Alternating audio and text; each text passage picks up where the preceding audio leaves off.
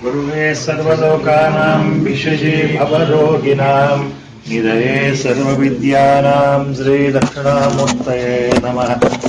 सदाशिवसमारम्भां श्रीशङ्कराचार्यमध्यमाम् अस्मदाचार्यपर्यन्तां वन्दे गुरुपरम्पराम्।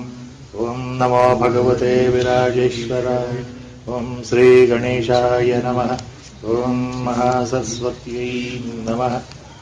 वसुदेवसुतं देवं कंसचाणूरमर्दनं देवकी परमानन्दं कृष्णं वन्दे जगद्गुरुं।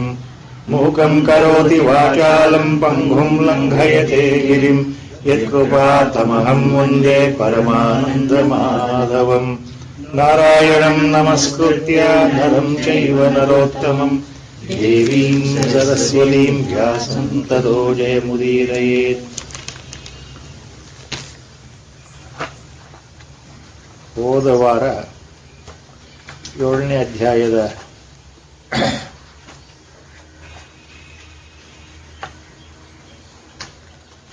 ಬಹಳ ಒಂದು ಮುಖ್ಯವಾದ ಶ್ಲೋಕಕ್ಕೆ ಬಂದಿತ್ತು, ಮಹಾತ್ಮರ ವ್ಯಾಖ್ಯಾನಗಳು. ಇದರ ಬಗ್ಗೆ ಗುರುಗಳು ಸಹ ಬಹಳ ವಿಶದವಾಗಿ ಒಂದೆರಡು ಸಲ ಹೇಳಿದ್ದು ನನಗೆ ನೆನಪಿದೆ ಅಂತ ಹೇಳ್ತಾ ಇದ್ದೆ. ಮತ್ತೆ ಈ ಕೆಲವು ಲ್ಯಾಂಡ್ಮಾರ್ಕ್ ಶ್ಲೋಕಗಳು ಅಂತ ಏನಿದೆ, ಕೆಲವು ಎಲ್ಲ ಶ್ಲೋಕಗಳು ಮುಖ್ಯವೇ, ಅದರಲ್ಲಿ ಪ್ರತಿ ಅಧ್ಯಾಯದಲ್ಲೂ ಕೆಲವು ಶ್ಲೋಕಗಳು ಬಹಳ ಮುಖ್ಯ. ಆ ಮುಖ್ಯವಾದ ಶ್ಲೋಕಗಳನ್ನ ಯಾವಾಗಲೂ ನೆನಪು ಮಾಡ್ಕೊಳ್ಳೋದು ಮುಖ್ಯ ಅಂತ ಗುರುಗಳು ಹೇಳ್ತಾ ಇದ್ರು. ಭಗವದ್ಗೀತೆಯಲ್ಲಿ ಏನ್ ಕೆಲವು ಶ್ಲೋಕಗಳಿದೆಯೋ, ಕೆಲವು ಮುಖ್ಯವಾದ ಶ್ಲೋಕಗಳನ್ನು ಆವಾಗ ನೆನಪಿಟ್ಕೊಳ್ಬೇಕು ಅಂತ. ಆ ಮುಖ್ಯ ಶ್ಲೋಕಗಳಲ್ಲಿ ಈ ಶ್ಲೋಕವು ಅಷ್ಟೇ ಮುಖ್ಯ ಅಂತ ಹೇಳ್ತಾ ಇದ್ರು. ಯಾವುದು ಅಂದ್ರೆ, ಹೋದ ಸಲ ನಾವು ಇದನ್ನ ಬಗ್ಗೆ ಗುರುಗಳು ಏನ್ ಹೇಳಿದ್ದಾರೆ ಅಂತ ಮಾತನಾಡ್ತಾ ಇದ್ದಾಗ ಇದು ಬಂದಿತ್ತು. ಬಹೂನಾಂ ಜನ್ಮನಾಂ ಅಂತೆ ಜ್ಞಾನವಾನ್ ಮಾಂ ಪ್ರಪದ್ಯತೆ ವಾಸುದೇವ ಸರ್ವಮಿತಿ ಸಮಾತ್ಮ ಸುದುರ್ಲಭ. ಗುರುಗಳು ಇದ್ರ ಬಗ್ಗೆ ಹೇಳ್ತಾ ಇರ್ಬೇಕಾದ್ರೆ, ಯಾತಕ್ಕೆ ಭಗವಂತ ಇಲ್ಲಿ ಮಹಾತ್ಮರಾದ ಜ್ಞಾನಿಗಳು ಬಹಳ ವಿರಳರಲ್ಲಿ ವಿರಳರು, rare of the rare among the people, 1 in a lakh or 1 in a crore, a jnani is found, and the jnani remains almost incognito ಅನ್ನೋ ಅರ್ಥ. ಆಲ್ಮೋಸ್ಟ್ ಇನ್ಕಾಗ್ನಿಟೋ ಅಂದ್ರೆ ಯಾರ ಕಣ್ಣಿಗೂ ಸಾಮಾನ್ಯವಾಗಿ ಯಾವುದೇ ರೀತಿಯ ಒಂದು ಚಿಹ್ನೆಗಳನ್ನು ತೋರಿಸದೆ, ಕುರುಗಳನ್ನು ತೋರಿಸದೆ, ಸಾಮಾನ್ಯ ಮನುಷ್ಯರ ಹಾಗೆ ಜ್ಞಾನಿಯ ವರ್ತನೆಯೂ ಇರ್ತದೆ. ನೋಡುವವರಿಗೆ ಒಂದು ನೋಡಿದ ಕೂಡಲೇ ಇವರು ಮಹಾಜ್ಞಾನಿ ಅಂತ ಗೊತ್ತಾಗದ ರೀತಿಯಲ್ಲಿ ಸರಳವಾದ ಜೀವನವನ್ನು ನಡೆಸ್ತಾ ಇರ್ತಾರೆ. ಪ್ರಾರಬ್ಧದಲ್ಲಿ ಶರೀರ ಇರೋ ತನಕ ಶರೀರ ಇರ್ತದೆ, ನಂತರ ಶರೀರ ತ್ಯಾಗ ಮಾಡ್ತಾರೆ. ಮುಖ್ಯವಾಗಿ ತಿಳ್ಕೊಳ್ಳೋ ವಿಷಯ ಏನಂದ್ರೆ, ಜ್ಞಾನಿಗೆ ಮರಣವೇ ಇಲ್ಲ, ಅದು ಶರೀರ ತ್ಯಾಗ. ಮತ್ತೆ ಇಲ್ಲಿ ಪರಮಾತ್ಮ ಹೇಳಿದ್ದು ವಾಸುದೇವ ಸರ್ವಂ ಇತಿ ಅನ್ನೋ ಈ ಶಬ್ದದ ಬಗ್ಗೆ ಗುರುಗಳು ಹೇಳ್ತಾ ಇದ್ರು. ವಾಸುದೇವ ಸರ್ವಂ ಇತಿ ಅಂದ್ರೆ ಜಗತ್ತಿನಲ್ಲಿ ಪ್ರತಿಯೊಂದೂ ಬ್ರಹ್ಮಮಯವಾಗಿದೆ, ಪ್ರತಿಯೊಂದು ಅಪರಾತ್ಪರ ತತ್ವವಾಗಿದೆ, ಪ್ರತಿಯೊಂದು ವಾಸುದೇವವೇ ಆಗಿದೆ ಅಥವಾ ವಾಸುದೇವನೇ ಆಗಿದ್ದಾನೆ ಅಂತಂದ್ರೆ ಅರ್ಥ ಏನು? ಇದು ಅನುಭವಕ್ಕೆ ಬರತಕ್ಕಂತಹ ವಿಷಯ. ಜ್ಞಾನದಲ್ಲಿ ಜ್ಞಾನೋತ್ಪತ್ತಿಯಾದಾಗ ತಾನೇ ತಾನಾಗಿ ಅರಿವಿನಲ್ಲಿ ಬರತಕ್ಕಂಥ ವಿಷಯ. ಸೊ ಎ ಜ್ಞಾನಿ ಇಸ್ ನನ್ ಅದರ್ ದನ್ ಗಾಡ್ ಅಂತ ಅವ್ರ ವ್ಯಾಖ್ಯಾನ ಇದೆ, ಅವ್ರ ಗುರುದೇವ್ಸ್ ವ್ಯಾಖ್ಯಾನ ದಿಸ್. ಎ ಜ್ಞಾನಿ ಇಸ್ ನನ್ ಅದರ್ ದನ್ ಗಾಡ್ ಅಂತ. ಈ ಪ್ರಪಂಚದ ಸತ್ಯತೆಯನ್ನು ನಿರಾಕರಿಸಿ ಬದಲಾಗುವ ಪ್ರಪಂಚ ಯಾವತ್ತಿದ್ರೂ ಇದು ಶಾಶ್ವತ ಅಲ್ಲ ಅನ್ನೋ ಅರಿವು ಬಂದ ಮೇಲೆ ಅಹಂಕಾರವನ್ನ ಸಂಪೂರ್ಣವಾಗಿ ವರ್ಜಿಸಿ ಭಗವಂತನಲ್ಲಿ ಐಕ್ಯವಾಗೋದು. ಇರೋದು ಒಂದೇ ಅಖಂಡ ವಸ್ತು, ಅದ್ವಿತೀಯವಾದಂಥ ಏಕಂ ಏವ ಅದ್ವಿತೀಯಂ. ಇರುವ ವಸ್ತು ಒಂದೇ ಅನ್ನೋ ಅನುಭವ ಆ ವಸ್ತು ತಾನಾಗಿ ಆದಾಗ ಮಾತ್ರ ಬರ್ತಕ್ಕಂಥದ್ದು. ಈ ಗುರುಗಳು ಒಂದು ಶಬ್ದ ಹೇಳ್ತಾ ಇದ್ರು, ಇದು ಹೇಳಲಿಕ್ಕೆ ಎಷ್ಟು ಸುಲಭನೋ ಅದು ಅರ್ಥ ಮಾಡ್ಕೊಳ್ಳೋದು ಅಷ್ಟೇ ಕಷ್ಟ ಅಂತ. ಜ್ಞಾನಿ ಅಥವಾ ಜ್ಞಾನದ ಅವಸ್ಥೆ ಅನ್ನೋದು ಶಬ್ದಗಳ ಮೂಲಕ ಹೇಳುವಂಥ ವರ್ಣನೆ ಅಲ್ಲ, ಇನ್ನೊಬ್ಬರಿಗೆ ತಿಳಿಸಿ ಹೇಳುವಂಥ ವಸ್ತುವೇ ಅಲ್ಲ. ಅದು ಸ್ವಯಂ ಅನುಭವಕ್ಕೆ ಬರತಕ್ಕಂಥದ್ದು. ಸ್ವಯಂ ಅನುಭವ ಅಂತಂದ್ರೆ ಯಾವುದು ಅಖಂಡವಾಗಿದೆಯೋ ಅದು ತಾನೇ ಆಗ್ಬಿಡೋದು. ಅದನ್ನು ಔಪಚಾರಿಕವಾಗಿ ಜ್ಞಾನೋತ್ಪತ್ತಿ ಅಥವಾ ಜ್ಞಾನವನ್ನ ಹೊಂದುವುದು, ಜ್ಞಾನವನ್ನ ಪಡೆಯುವುದು ಅಂತ. ಆದ್ರೆ ಎಲ್ಲ ಮಹಾತ್ಮರು ಬಹಳ ಸ್ಪಷ್ಟವಾಗಿ ಹೇಳಿದ್ದಾರೆ, ಜ್ಞಾನ ಅಂತಂದ್ರೆ ಹೊಸದಾಗಿ ಎಲ್ಲೋ ಇರತಕ್ಕಂತಹ ದೂರದಲ್ಲಿರತಕ್ಕಂಥ ವಸ್ತುವನ್ನು ಪಡೆಯೋದಲ್ಲ. ಜ್ಞಾನ is not something which can be acquired. It is nothing like something which was not present earlier and now we are going to acquire, and acquiring that knowledge is called realization. It is only saying for the statement's sake. In reality, jnana means it is nothing to be acquired, it is already eternally present. All that is required is removal of the ajnana. ಇದನ್ನ ಎಲ್ಲ ಮಹಾತ್ಮರು ನಮ್ಮ ಗುರುಗಳು ಸೇರಿ ಬಹಳ ಸ್ಪಷ್ಟವಾಗಿ ಹೇಳಿರ್ತಕ್ಕಂಥದ್ದು. ಇರತಕ್ಕಂತಹ ಯಾವ ಒಂದು ಮುಸುಕಿದೆ, ಹೊದಿಕೆ ಇದೆ, ಅಜ್ಞಾನದ ಒಂದು ಮೇಲ್ ಪರದೆ ಇದೆ, ಅದನ್ನು ಕಿತ್ತಾಕೋದೆ, ಅದನ್ನು ಶಾಶ್ವತವಾಗಿ ತೆಗೆದುಹಾಕೋದು. ಇದನ್ನ ನೇತಿ ಪ್ರಕ್ರಿಯೆ ಅಂತ ಉಪನಿಷತ್ಗಳು ಹೇಳುತ್ತೆ. ಎಲ್ಲವನ್ನು ನಿರಾಕರಣೆ ಮಾಡುತ್ತಾ ಇದು ಯಾವುದೂ ಅಲ್ಲ. ಜ್ಞಾನ ಅಂತಂದ್ರೆ ಅದು ಅನುಭವ ಬರತಕ್ಕಂಥದ್ದು. ಅದು ಈ ದೇಹ ಅಲ್ಲ, ಮನಸ್ಸಲ್ಲ, ಇದು ಬಾಯಿನಲ್ಲಿ ಹೇಳಿದ ಕೂಡಲೇ ಅರ್ಥ ಆಗುವ ವಿಷಯವೂ ಅಲ್ಲ. ನಾನು ದೇಹ ಅಲ್ಲ, ನಾನು ಮನಸ್ಸಲ್ಲ, ನಾನು ಬುದ್ಧಿ ಅಲ್ಲ ಅಂತ ನಾನು ಹೇಳಿದ ಕೂಡಲೇ ನನಗೆ ಅರ್ಥ ಆಯ್ತು ಅಂತನೂ ಅಲ್ಲ. ಇದಕ್ಕೆ ವೇದಾಂತದಲ್ಲಿ ಬಹಳ ಸಣ್ಣ ಬಹಳ ಒಂದು ಶಬ್ದವನ್ನೇ ಹೇಳ್ತಾರೆ, ಸ್ವಯಂ ಅನುಭವ ವೇದ್ಯವಾಗಿರ್ತಕ್ಕಂತಹ ವಿಷಯ. It has to be experience directly. ಇದನ್ನೇ ಆಚಾರ್ಯರು ಪ್ರತ್ಯಕ್ಷ ಅನುಭೂತಿ ಅಂತ ಹೇಳಿದ್ರು, ಅಥವಾ ಅಪರೋಕ್ಷ ಅನುಭೂತಿ, ಡೈರೆಕ್ಟ್ ಎಕ್ಸ್ಪೀರಿಯನ್ಸ್ ಅಂತ. ಸೊ ಅಂತಹ ಜ್ಞಾನ ಬಂದ ನಂತರ ಭಗವಂತ ಇಲ್ಲಿ ಏನು ಸೂಚನೆ ಕೊಡ್ತಾ ಇದ್ದಾನೆ ಅಂದ್ರೆ, ಯಾರು ಜ್ಞಾನಿಯೋ ಆತನೇ ಮಹಾತ್ಮ, ನಿಜವಾದ ಮಹಾತ್ಮ. ಎಷ್ಟೋ ಜನ್ಮಗಳು ಕಳೆದ ನಂತರ ಒಬ್ಬ ಸಾಧಕನಿಗೆ ಜ್ಞಾನೋತ್ಪತ್ತಿ ಯಾವುದೋ ಒಂದು ಜನ್ಮದಲ್ಲಿ ಆಗತ್ತೆ. ಆ ಜ್ಞಾನೋತ್ಪತ್ತಿ ಆದಾಗ ಜ್ಞಾನವನ್ನು ಹೊಂದಿರತಕ್ಕಂಥ ಜ್ಞಾನಿಯೇ ಮಹಾತ್ಮ. ಇಲ್ಲಿ ಶಬ್ದ ಬಹಳ ಸ್ಪಷ್ಟವಾಗಿ lord has use this word definition that A ಜ್ಞಾನಿ ಇಸ್ ಕಾಲ್ಡ್ ಮಹಾತ್ಮ. ಜ್ಞಾನಿ ಇಸ್ ಎ ಮಹಾತ್ಮ. ವಾಸುದೇವ ಸರ್ವಮಿತಿ ಸ Mahatma. Such A person is called Mahatma, who knows that everything is nothing but manifestation of God only. That is the highest truth. ಹೋದ್ಸಲ ಇದು ಹೇಳ್ತಾ ಇರ್ಬೇಕಾದ್ರೆ ಆಚಾರ್ಯರ ಒಂದು ಉಕ್ತಿ ಇಲ್ಲಿ ಬಂದಿತ್ತು. ಯಾವುದು ಅಂತಂದ್ರೆ, ಬ್ರಹ್ಮ ಸತ್ಯಂ ಜಗನ್ಮಿಥ್ಯ ಜೀವೋ ಬ್ರಹ್ಮೈವ ನಾಪ್ಪರ. ಇದು ಆಚಾರ್ಯರ ಸ್ಪಷ್ಟವಾದ ಅದ್ವೈತ ಸಿದ್ಧಾಂತದ ಸಂದೇಶ. The summary of all the sayings of Acharya. He himself has put in a small this beautiful sentence. It is known as the central dogma of Advaitic philosophy. The central core of Advaita philosophy is Brahma Satyam Jagan Mithya. This was touched upon last time, and our Gurudev was talking on this shloka. He referred this. So Jagan Mithya antandre, the way it is perceived, the way it is observed, the way it is felt by the five senses, it looks real. It almost looks real because all that we see in the Jagrat Avastha remains the same till the Jagrat Avastha is there. So it looks real. Everything looks real, apparently. But from the point of Paratattva or the Parabrahma Vastu, Paramatma, this is not real because it is ever changing. This is ever changing. It is not constant. ಆ ದೃಷ್ಟಿಯಿಂದ ಗುರುಗಳು ಹೇಳ್ತಾ ಇದ್ರು, ಆಚಾರ್ಯರ ಈ ಬ್ರಹ್ಮಸತ್ಯಂ ಜಗನ್ಮಿಥ್ಯ ವಾಕ್ಯದ ಅರ್ಥ ಬಹಳ ಸುಲಭದಲ್ಲಿ ಎಲ್ಲರಿಗೂ ಆಗೋದಿಲ್ಲಪ್ಪ ಅಂತ ಹೇಳ್ತಾ ಇದ್ರು. ಆಚಾರ್ಯರ ಉದ್ದೇಶ ಏನು ಅಂದ್ರೆ, ಯಾವುದು ಪರಬ್ರಹ್ಮ ವಸ್ತುವಿನ ಸಮಕ್ಷಮದಲ್ಲಿ ಆ ಭೂಮಿಕೆಯಲ್ಲಿ ನಿಂತು ಮಾತನಾಡಬೇಕು ಅಂದ್ರೆ ಅದು ಯಾವತ್ತಿದ್ರೂ ಸತ್ಯ. It is eternal. ವೇದಾಂತದಲ್ಲಿ ಎಲ್ಲ ಶಬ್ದಗಳು ಇದೆ. ಅಜ, ಅಮರ, ಅವಿಕಾರಿ, ನಿತ್ಯ, ಸತ್ಯ, ನಿಷ್ಕ್ರಿಯ, ಯಾವಾಗಲೂ ಬದಲಾವಣೆ ಇಲ್ಲದೆ ಶಾಶ್ವತವಾಗಿ ಎಲ್ಲ ಕಾಲಗಳಲ್ಲೂ ಒಂದೇ ಥರ ಇರತಕ್ಕಂಥದ್ದು ಆ ತತ್ವ. ಅದು ಹೀಗೆ ಅಂತ ಹೇಳಲಿಕ್ಕೆ ಬರೋಲ್ಲ.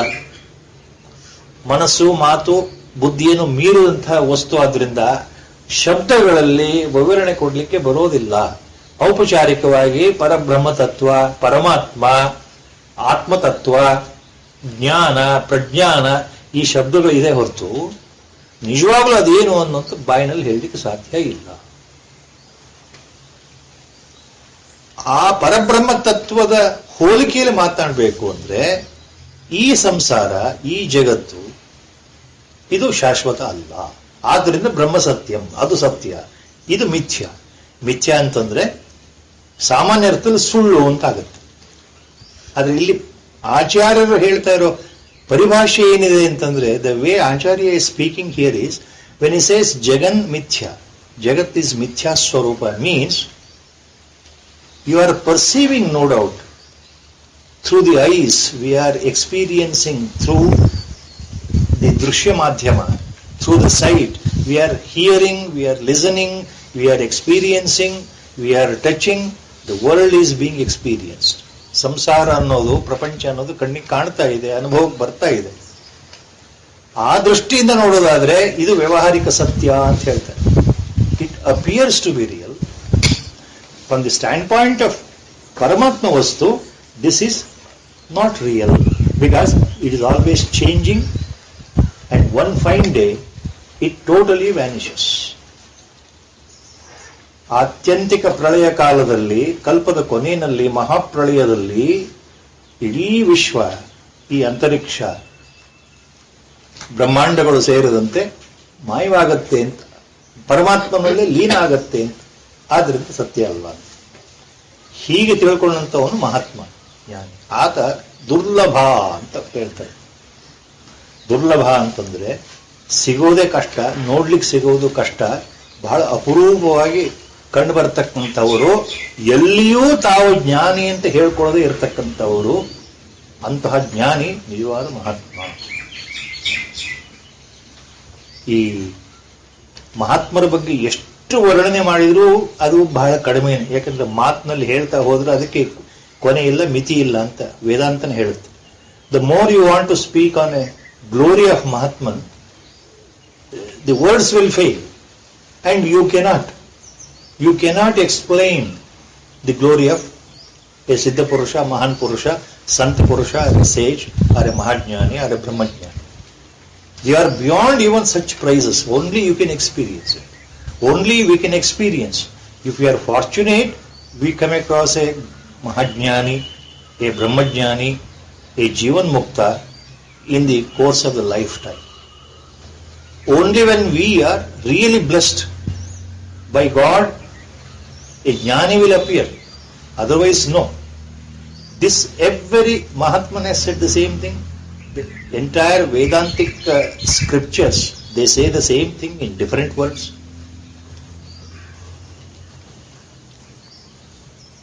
Narada Bhakti Sutra, where Bhakti Marga is extolled by Narada Maharshi, which is very important for the Kali Yuga.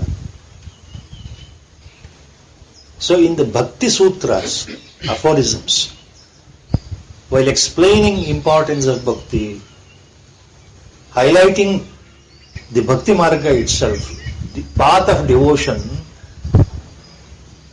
Narada Maharshi uses a simple phrase. ಮಹತ್ ಸಂಗಸ್ತು ದುರ್ಲಭೋ ಗಮ್ಯೋ ಮೋಘಶ್ಚ. ಮಹತ್ ಸಂಗಸ್ತು ದುರ್ಲಭೋ ಗಮ್ಯೋ ಮೋಘಶ್ಚ. That is a sutra written by Narada Maharshi. That is there in Bhakti Sutra. Importance of again Mahatman there. Mahat Sangaha. Tu means but. Mahat Sangaha means association or coming in contact with a great jnani. Coming in contact, ಮಹಾತ್ಮರ ದರ್ಶನ ಮತ್ತು ಮಹಾತ್ಮರ ಸತ್ಸಂಗ ಮಹಾತ್ಮರ ಜೊತೆ ಒಡನಾಟ, ಮಹಾತ್ಮರ ಜೊತೆ ಇರುವಿಕೆ, ಮಹಾತ್ಮರ ದರ್ಶನ, ಮಹಾತ್ಮರ ಉಪದೇಶಗಳ ಶ್ರವಣ, ಅವರ ಗುರು ಕಟಾಕ್ಷ ನಮ್ಮ ಮೇಲೆ ಯಾವಾಗ ಬೀಳುತ್ತೆ ಅಂತ ತವಕದಿಂದ ಕಾಯ್ತಾ ಇರ್ತೀವಲ್ಲ, ಅವೆಲ್ಲವೂ ಸೇರಿ ಆ ಸತ್ಸಂಗದಲ್ಲಿ ಸಿಗೋ ಲಾಭ. ಆದ್ದರಿಂದ ಅಂತಹ ಸತ್ಪುರುಷರ ದರ್ಶನ ಅಥವಾ ಸತ್ಸಂಗ ಅಂತ ಅರ್ಥ. ಮಹತ್ಸಂಗಸ್ತು ಮಹತ್ಸಂಗ, ಅಂತಹ ಒಂದು ಒಡನಾಟ. ದುರ್ಲಭೋ ಗಮ್ಯೋ ಮೋಘಶ್ಚ. ಇಫ್ ಯು ಸ್ಪ್ಲಿಟ್ ದಟ್ ಸೂತ್ರ, ದಟ್ ಪಾರ್ಟ್, ದುರ್ಲಭೋ ಗಮ್ಯೋ ಮೋಘ, ದುರ್ಲಭ ಪ್ಲಸ್ ಅಗಮ್ಯ ಪ್ಲಸ್ ಅಮೋಘ. In the same order, it is mentioned by Narada Maharshi. We have to remember. Company of a Mahatman is first Durlabha. Very difficult. Simple words appear. Satsanga, Mahapurushada Satsanga ನಿಜವಾಗಲೂ ಸಿಗೋದಿಲ್ಲ. ದುರ್ಲಭ. Next word, Agamyah. Durlabho gamyo mogascha. Agamyah. Agamya means even if somebody tries by chance to come across a Mahatman and to be at his lotus feet and to be his devotee, Agamyah, not possible. Let apart seeing him or listening or thinking or hearing from somebody that there is so and so Mahatman, even reaching him, going near him is agamya, means impossible. Gamya, opposite agamya. Gamana, gamya, agamya. You can't even reach him. Dullabha, agamya. In case you reach, in case you find a Mahatman, finally Maharshi says, Amogha.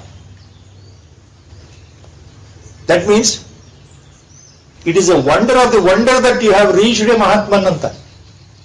ಯಾವುದು ದುರ್ಲಭವಾಗಿದೆಯೋ ಒಬ್ಬರು ಮಹಾತ್ಮರ ಸಂಘ, ಒಬ್ಬರು ಮಹಾತ್ಮರ ಕೃಪೆ ಹೊಂದೋದು, ಒಬ್ಬರು ಮಹಾತ್ಮರನ್ನ ಗುರು ಅಂತ ನಾವು ಒಪ್ಕೊಳ್ಳೋದು, ಒಬ್ಬರು ಮಹಾತ್ಮರು ನಮ್ಮನ್ನ ಅವರ ಭಕ್ತ ಅಂತ ಸ್ವೀಕಾರ ಮಾಡೋದು, ಒಬ್ಬ ಮಹಾಪುರುಷ ನಮ್ಮನ್ನ ಶಿಷ್ಯ ಅಂತ ಸ್ವೀಕಾರ ಮಾಡೋದು, ಇವೆಲ್ಲವೂ ಸೇರಿ ಅಂತಹ ಒಂದು ಸನ್ನಿವೇಶವೇ ನಮಗೆ ದುರ್ಲಭ. ಅದು ಸಿಗೋದೇ ಕಷ್ಟ, ಅಗಮ್ಯ. ಇವೆರಡು ದಾಟಿ ನಮಗೆ ಸಿಕ್ಕಿಬಿಟ್ರೆ ಅದು ನಿಜವಾಗೂ ಅದ್ಭುತಗಳೇ ಅದ್ಭುತ ಅಂತ. ಅದರಿಂದ ಅಮೋಘ ಅಂತ ಹೇಳ್ತಾರೆ. It is a wonder of the wonder that you have reach at the feet of a mahatma. So the ultimate point is, it is so difficult to reach a mahatman, so difficult to find that he is a mahatman. ನಮ್ಮ ಕಣ್ಣೆದುರಿಗೆ ಇರ್ತಕ್ಕಂಥ ಈ ಪ್ರಪಂಚದಲ್ಲಿ ಮಹಾತ್ಮರಿದ್ದರೂ ನಮ್ಮ ಕಣ್ಣಿಗೆ ಬೀಳೋದಿಲ್ಲ ಅಂತ. ಅದು ಭಗವಂತನ ಕೃಪೆಯಿಂದ ನಮ್ಮ ಕಣ್ಣಿಗೆ ಬೀಳ್ತಾರೆ ಅಂತ. ಆದ್ರಿಂದ ಅವರು ದುರ್ಲಭ ಅಂತ ಭಗವಂತನೇ ಹೇಳ್ತಾ ಇತ್ತು. ಸ ಮಹಾತ್ಮಾಸು ದುರ್ಲಭ. ನಾರದ ಭಕ್ತಿ ಸೂತ್ರದಲ್ಲೂ ಇದೇ ಬರುತ್ತೆ. ಮಹತ್ ಸಂಗಸ್ತು ದುರ್ಲಭೋ, ದುರ್ಲಭೋ ಗಮ್ಯೋ ಮೋಘಶ್ಚ. ಇಫ್ ಯು ಸ್ಪ್ಲಿಟ್ ದಟ್, ದುರ್ಲಭ ಪ್ಲಸ್ ಅಗಮ್ಯ ಪ್ಲಸ್ ಅಮೋಘ, ಸೇಮ್ ಪಾಯಿಂಟ್. ಅದರಿಂದ ಗುರುಗಳು ಬಹಳ ಸ್ಪಷ್ಟವಾಗಿ ಈ ಶ್ಲೋಕ ಲ್ಯಾಂಡ್ ಮಾರ್ಕ್ ಶ್ಲೋಕ ಅಂತ ಹೇಳ್ತಾರೆ. ಇಡೀ ಜಗತ್ತನ್ನೇ ಭಗವಂತನ ಅಭಿವ್ಯಕ್ತಿ ಅಂತ ಭಾವನೆ ಮಾಡೋದಿದೆಯಲ್ಲ, ಭಗವತ್ ಸ್ವರೂಪ ಭಗವಂತನೇ ಈ ರೂಪದಲ್ಲಿ ಇದ್ದಾನೆ ಅಂತ ಚರಾಚರ ವಸ್ತುಗಳಲ್ಲಿ ಆತನನ್ನು ನೋಡೋದಿದೆಯಲ್ಲ, ಅದು ಬಹಳ ಸುಲಭದಲ್ಲಿ ಬರೋ ವಿಷಯವೇ ಅಲ್ಲ. ಮನಸ್ಸಿಂದ ಯೋಚನೆ ಮಾಡಿಬಿಟ್ಟು ತಿಳ್ಕೊಳ್ಳೋ ವಿಷಯವೂ ಅಲ್ಲ, ಮನಸ್ಸಿಗೆ ಅರ್ಥನೂ ಆಗೋದಿಲ್ಲ. ಸಾಧನೆಯಲ್ಲಿ ಭಗವತ್ ಕೃಪೆಯಿಂದ, ಗುರುವಿನ ಕೃಪೆಯಿಂದ ಯಾವುದೋ ಒಂದು ಜನ್ಮದಲ್ಲಿ, ಯಾವುದೋ ಒಂದು ಘಟ್ಟದಲ್ಲಿ, ಯಾವುದೋ ಒಂದು ಮುಹೂರ್ತದಲ್ಲಿ ಪರಮಾತ್ಮನ ಕೃಪೆ ಅಂದ್ರೆ ಆ ಪರತತ್ವದ ಕೃಪೆಯಿಂದಲೇ ನಮಗೆ ಈ ಒಂದು ಅನುಭವ ನೇರವಾಗಿ ಆಗ್ತಕ್ಕಂಥದ್ದು. So it becomes a sort of a implosion in the mind, a sort of a explosion in the mind. It is an internal explosion or implosion which happens by guru's grace. ಅದೆಲ್ಲ ಅರ್ಥಗಳು ಇದರೊಳಗೆ ಬರುತ್ತೆ.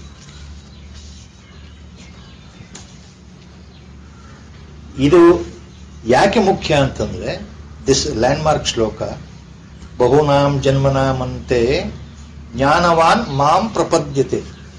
ಎಷ್ಟೋ ಜನ್ಮಗಳು ದಾಟಿ ಅಂದ್ರೆ ಸಾಧನೆ ಮಾಡ್ತಾನೆ ಎಷ್ಟೋ ಜನ್ಮಗಳು ಹೋಗುತ್ತೆ ಅನ್ನೋ ಅರ್ಥನೂ ಇದೆ. ಒಂದೇ ಜನ್ಮದಲ್ಲೇ ಸಾಧನೆ ಮಾಡಿದ ಕೂಡಲೇ ಅದೇ ಜನ್ಮದಲ್ಲೇ ಭಗವಂತ ಸಿಗ್ತಾನೆ ಅಥವಾ ಜ್ಞಾನ ಪ್ರಾಪ್ತಿಯಾಗತ್ತೆ ಅಂತನೂ ಅರ್ಥ ಅಲ್ಲ.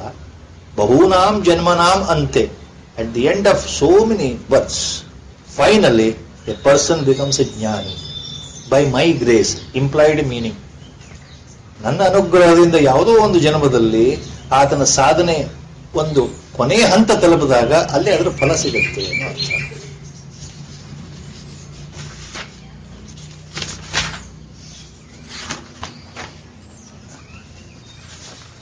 ಈಗ ಈ ವಾರದ ಮುಂದಿನ ಶ್ಲೋಕಗಳು 2-3 ಶ್ಲೋಕಗಳು ಏನು ಬರುತ್ತೆ, ಈ ಮುಂದಿನ 2-3 shlokas, if you go into the commentaries of great Mahatmas on the next 2-3 shlokas, or if you simply go to the 2-line commentaries, for somewhere it leads to confusion. Some point. ಈ ಮುಂದಿನ 2-3 ಶ್ಲೋಕಗಳು ಇದೆಯಲ್ಲ, ಇದು 3 ಶ್ಲೋಕಗಳನ್ನು ಒಟ್ಟಿಗೆ ತಗೊಂಡ್ರೆ ಎಲ್ಲೋ ಒಂದು ಕಡೆ ಇದರ ಅರ್ಥ ನೋಡಿಬಿಟ್ರೆ, ಸುಮ್ಮನೆ ಹಾಗೆ ನೋಡ್ತಾ ಹೋದ್ರೆ ಕೆಲವು ಸಂದೇಹಗಳು ಬರಬಹುದು.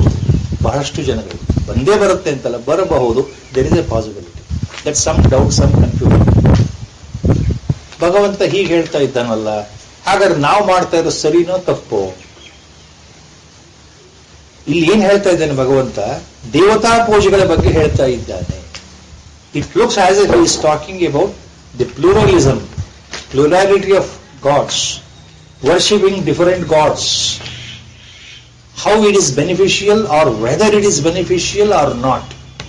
By worshipping different gods with Shraddha and Bhakti, following certain rules and regulations, certain procedures, whether it is really going to fetch desired result or not. ಭಗವಂತ ಇಲ್ಲಿ ಹೇಳ್ತಾ ಇರೋದು ಬೇರೆ ಬೇರೆ ದೇವತೆಗಳ ಬಗ್ಗೆ ನಾವು ಆ ದೇವತೆಗಳ ಉಪಾಸನೆ ಮಾಡ್ತಾ ಇದ್ರೆ, ಆರಾಧನೆ ಮಾಡ್ತಾ ಇದ್ರೆ ಏನಾಗುತ್ತೆ, ವಾಟ್ ಹ್ಯಾಪನ್ಸ್? ಇದು ನೋಡ್ಬಿಟ್ರೆ ಡೌಟ್ ಮೇಕರ್. ಹಾಗಾದ್ರೆ ನಾವು ಎಲ್ಲ ದೇವತೆಗಳು ಭಗವಂತ ಹೇಳ್ತಾ ಇದ್ದಾನಲ್ಲ, ಮಾಡಬೇಕೋ ಬೇಡವೋ? ಒಂದು ಕಡೆಯಿಂದ ಭಗವಂತ ಹೇಳ್ತಾನೆ, ಎಲ್ಲ ದೇವತೆಗಳ ಪೂಜೆ ಮಾಡಿದ್ರು ತೊಂದರೆ ಇಲ್ಲ, ಎಲ್ಲ ದೇವತೆಗಳಲ್ಲೂ ನಾನೇ ಇರೋದು. I am there in the form of each deity, each different personal gods which people worship. I am there itself, in that deity, in that form only. So if you worship that particular God, it is as good as you are worshipping me only. He says like that. At the same time, again in the end he says,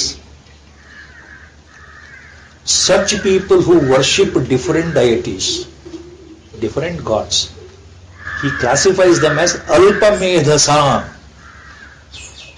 He classifies them as Alpamedhasam. He calls them such people, such sattvic people, such religious people who worship different gods with Shraddha and devotion as Alpamedhasam. That means they are of lower caliber. ನೀವು ಯಾವ ದೇವತೆ ಪೂಜೆ ಮಾಡಿದ್ರೂ ಪರವಾಗಿಲ್ಲ, ಅಲ್ಲಿ ನಾನೇ ಇದ್ದೇನೆ ಅಂತ ಹೇಳಿ ಕೊನೆಯಲ್ಲಿ ಏನ್ ಹೇಳ್ತಾ ಇದ್ದೇನೆ ಭಗವಂತ? ಬೇರೆ ಬೇರೆ ದೇವತೆಗಳನ್ನ ಪೂಜೆ ಮಾಡಿದ್ರೆ ನೀವೆಲ್ಲ ಅಲ್ಪ ಬುದ್ಧಿಯವರು ಅಂತ ಅರ್ಥ ಆಗುತ್ತಪ್ಪ ಅರ್ಜುನ. ಅವರೆಲ್ಲ ಅಲ್ಪ ಬುದ್ಧಿಯವರು. ಯಾಕೆಂದ್ರೆ ಆ ಬೇರೆ ಬೇರೆ ದೇವತೆಗಳನ್ನ ಪೂಜೆ ಮಾಡಿದ್ರೆ ಬರ್ತಕ್ಕಂಥ ಫಲಗಳು ಅಲ್ಪಾಯುಷ್ಯ ಇರ್ತಕ್ಕಂಥ ಫಲಗಳು.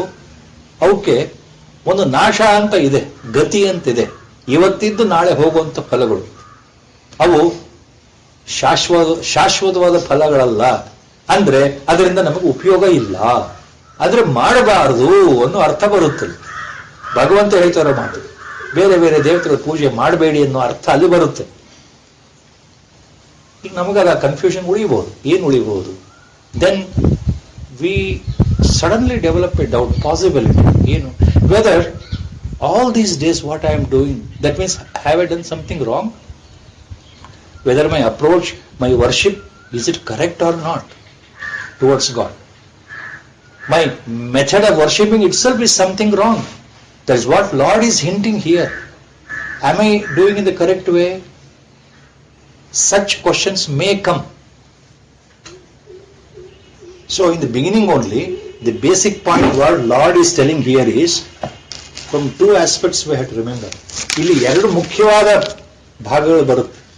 ಏನು ಭಾಗ ಅಂದ್ರೆ, ಅಲ್ಪಮೇಧಸ, ಕಡಿಮೆ ಬುದ್ಧಿ ಉಳ್ಳವರು ಅಂತ ಅರ್ಥ.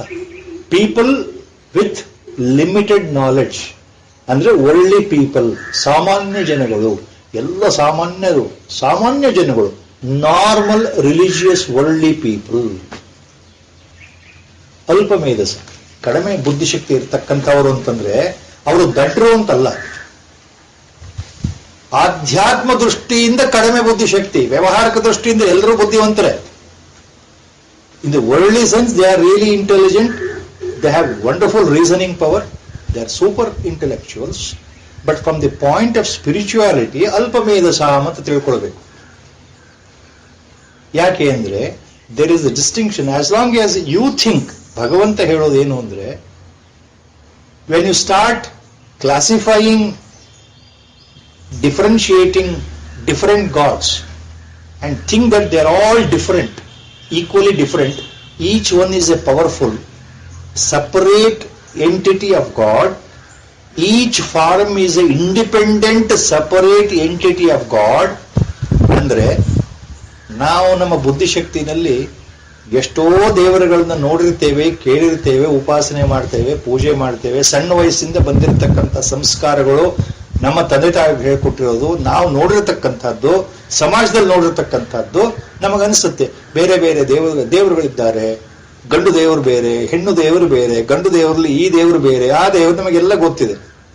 ಆಂಜನೇಯನ ಪೂಜೆ ಮಾಡ್ತೇವೆ, ಆಂಜನೇಯನ ದೇವಸ್ಥಾನಗಳೇ ಬೇರೆ ಇದೆ, ಗಣಪತಿ ದೇವಸ್ಥಾನಗಳು ಬೇರೆ ಇದೆ, ರಾಮನ ದೇವಸ್ಥಾನ ಬೇರೆ ಇದೆ, ಕೃಷ್ಣನ ದೇವಸ್ಥಾನ ಅಂತ ಬೇರೆ ಇದೆ. ಅಮ್ಮನವರ ಆದಿಶಕ್ತಿ ಪರಾಶಕ್ತಿಯ ವಿವಿಧ ರೂಪಗಳು ಏನಿದೆಯೋ, ದುರ್ಗಾ ಮಾತಾ ಇರಬಹುದು, ರಾಜರಾಜೇಶ್ವರಿ ಇರಬಹುದು, ಶಾರದಾಂಬ ಇರಬಹುದು, ಲಲಿತಾ ಪರಮೇಶ್ವರಿ ಇರಬಹುದು, ಪಾರ್ವತಿ ಅಂತ ಇರಬಹುದು, ಚಂಡಿ ಅಥವಾ ಚಾಮುಂಡಿ ಅಂತ ಇರಬಹುದು. ಎಲ್ಲ ಬೇರೆ ಬೇರೆ ಬೇರೆ ಹೆಸರುಗಳು, ಬೇರೆ ಬೇರೆ ರೀತಿ ಪೂಜೆಗಳೆಲ್ಲ ಇದೆಯಲ್ಲ. ಅದನ್ನೆಲ್ಲ ನಾವು ಆ ಕಾಲಕ್ಕಾಗಿ ಮಾಡ್ತಾ ಇರ್ತೇವಲ್ಲ. ಇದೆಲ್ಲ ತಪ್ಪಲ್ಲ. ನಾವು ಎಲ್ಲಾ ದೇವತೆಗಳು, ದೇವಾನು ದೇವತೆಗಳು, ಆ ಪರಮಾತ್ಮನ ಯಾವ ವಿವಿಧ ರೂಪಗಳಿದೆ, ಆಕಾರಗಳಿದೆ, ಅವೆಲ್ಲವೂ ಬೇರೆ ಬೇರೆ ಅಂತ ತಿಳ್ಕೊಂಡು ಮಾಡೋ ತನಕ ಬೇರೆ ಬೇರೆ, ಈ ದೇವರೇ ಬೇರೆ, ಆ ದೇವರೇ ಬೇರೆ. ಶೃಂಗೇರಿ ಪ್ರಸಕ್ತ ಜಗದ್ಗುರುಗಳು ಶ್ರೀ ಭಾರತೀ ತೀರ್ಥ ಮಹಾಸ್ವಾಮಿಗಳು ಇದರ ಬಗ್ಗೆ ಹೇಳ್ಬೇಕಾದ್ರೆ ಒಂದು ಸಲ ತಮ್ಮ ಅನುಗ್ರಹ ಭಾಷಣದಲ್ಲಿ ಬಹಳ ಬಹಳ ಸುಂದರವಾದ ಉದಾಹರಣೆ ಕೊಟ್ಟು ಹೇಳ್ತಾರೆ. ಜಗದ್ಗುರುಗಳು ಏನ್ ಹೇಳಿದ್ರು ಅಂದ್ರೆ, ಅವರ ಧಾಟಿನಲ್ಲಿ ಬಹಳ ಸುಂದರವಾದ ಉದಾಹರಣೆ ಕೊಟ್ಟಿದ್ದಾರೆ. ಬಹಳ ಎಲ್ಲರಿಗೂ ಅರ್ಥ ಆಗೋ ಹಾಗೆ. ನೋಡಿ, ನಮ್ಮ ಹತ್ರ ಕೆಲವರು ಬಂದು ಹೇಳ್ತಾರೆ, ಹಾಗೆ ಅವ್ರು ಮಾತನಾಡೋದು ಜಗದ್ಗುರು. ನೋಡಿ, ಕೆಲವರು ಹೇಳ್ತಾರೆ, ಏನು, ನಾವು ನರಸಿಂಹಸ್ವಾಮಿ ಒಕ್ಕಲು ಗುರುಗಳೇ, ಆದ್ದರಿಂದ ನಾವು ತಿರುಪತಿಗೆ ಹೋಗೋದಿಲ್ಲ. ತಿರುಪತಿಲಿ ಇರೋದು ವೆಂಕಟರಮಣ ಸ್ವಾಮಿ. See, our family deity is Narasimha. So, Narasimha Swami is our family deity.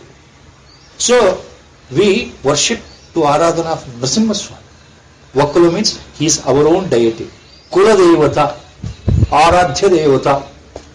ಆದ್ದರಿಂದ ನಾವು ನರಸಿಂಹ ಸ್ವಾಮಿ ದೇವಸ್ಥಾನಕ್ಕೆ ಹೋಗ್ತೇವೆ, ತಿರುಪತಿಗೆ ಹೋಗೋದಿಲ್ಲ. Lord Venkataramana is not our family deity, ನಾಟ್ ಕುಲದೇವತ.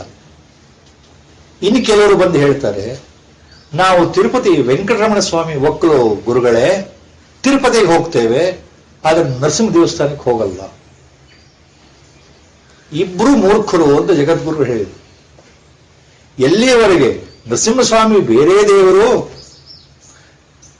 ತಿರುಪತಿ ಬಾಲಾಜಿಯೇ ಬೇರೆ ದೇವರು ಅಂತ ಭಾವನೆ ಇರುತ್ತೋ, ಈ ದೇವರು ಬೇರೆ, ಆ ದೇವರು ಬೇರೆ, ಈ ದೇವರ ಪೂಜೆ ಈ ರೀತಿ ನಮಗೆ ಫಲವನ್ನು ಕೊಡುತ್ತೆ, ಆ ದೇವರ ಪೂಜೆ ಈ ರೀತಿ ಫಲವನ್ನು ಕೊಡುತ್ತೆ, ಈ ಭಾವನೆಯಿಂದ ಫಲಾಫಲಗಳ ತಾರತಮ್ಯ ಇಟ್ಕೊಂಡು, ಕಾಮನೆಗಳನ್ನ ಇಟ್ಕೊಂಡು, ಮನಸ್ಸಲ್ಲಿ ಆಸೆಗಳನ್ನ ಇಟ್ಕೊಂಡು, ಅದಕ್ಕೆ ತಕ್ಕ ಹಾಗೆ ನಮ್ಮ ಹಿರಿಯರು ಹೇಳಿದ ಹಾಗೆ, ನಮ್ಮ ಸಂಪ್ರದಾಯದ ಹಾಗೆ ಬೇರೆ ಬೇರೆ ದೇವತೆಗಳನ್ನು ನಾವು ಪೂಜೆ ಮಾಡ್ತಾ ಹೋದ್ರೆ ಅದರಿಂದ ತಾತ್ಕಾಲಿಕ ಫಲ ಸಿಗಬಹುದು.